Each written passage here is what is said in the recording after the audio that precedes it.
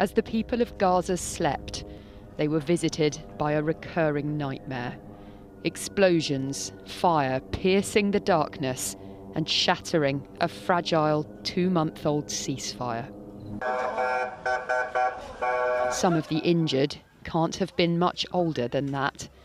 Tiny babies and terrified-looking children being rushed in their pyjamas towards overwhelmed hospitals, the restarting of a horribly familiar routine.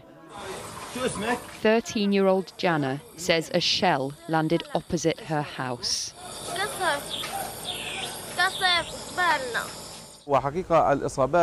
This doctor at the Al-Aqsa hospital says most of the injured were children and elderly.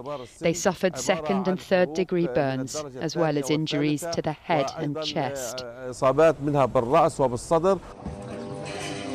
As Palestinians once again joined the desperate search for the dead and the living, Israel claimed it had spent the night attacking only Hamas targets after ceasefire talks between the two sides broke down.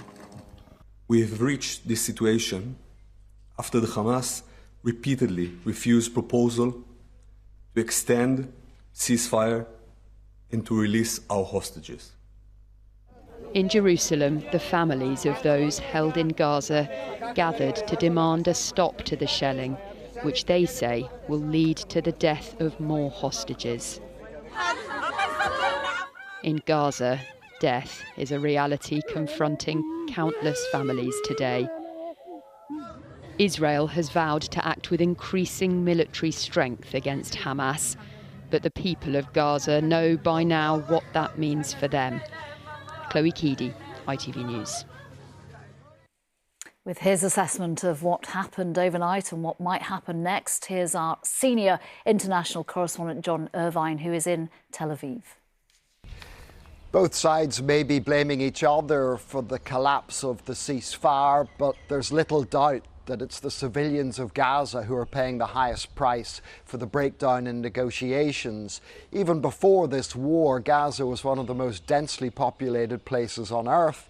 The war has destroyed something like 60% of the buildings. Much of Gaza is a wasteland, so the population pockets are even more concentrated, more densely packed than before. And I think that in part explains what appears to be a horrendous civilian death toll. Now, the IDF is claiming it's out to destroy Hamas.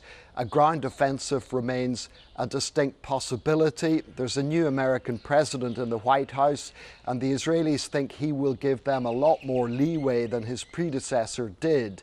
I think the prognosis for Gazans is grim. Also greatly endangered are the 24 remaining living hostages on the Gaza Strip. Their families are extremely concerned. All in all, the prognosis for Gaza is grim, not least because the IDF is enjoying a freer hand than it's ever had before.